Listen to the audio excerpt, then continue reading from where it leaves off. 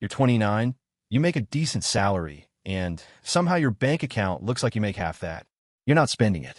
Taxes are eating it, and you have no idea how much you're actually losing. I'm the AI voice for the guy running this channel. Yes, I'm AI. The good news, I don't have a course to sell you, just the math.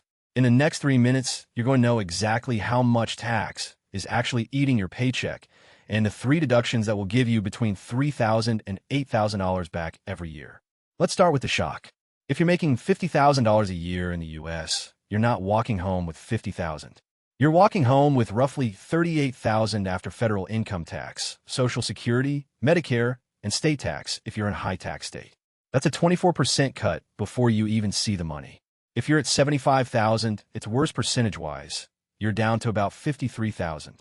The system is designed so you don't see the money leave, which is why it feels like your salary is fake. It is fake. At least the take-home part is.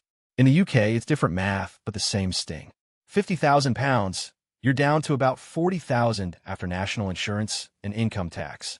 In Germany or the Netherlands, your social contributions are even higher, sometimes 40 to 45% of gross. But here's the thing. Those countries funnel that into healthcare and pension automatically, which is its own trap and its own gift depending on your life.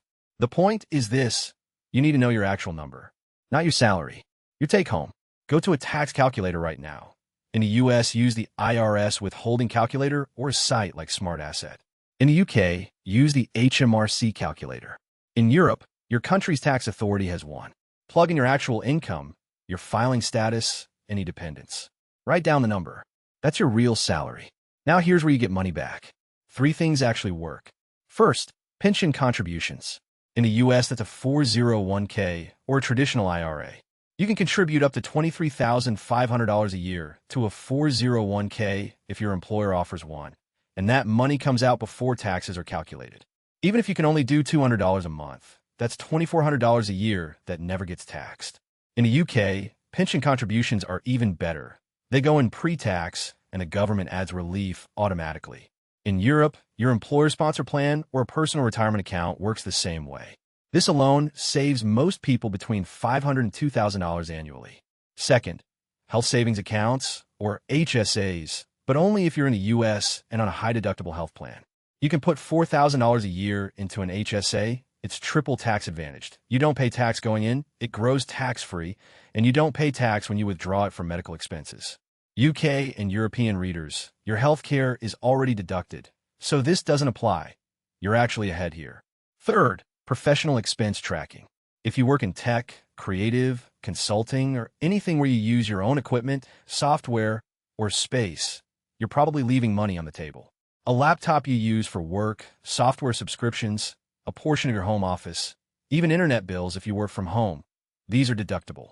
Most people just don't track them.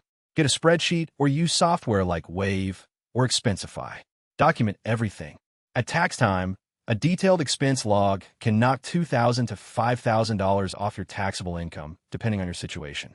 Those 3 things, retirement contributions, HSA if you qualify, and expense tracking, can combine to save you $3,000 to $8,000 a year. That's real money. Run your actual take-home number through a tax calculator. Lock in pension contributions.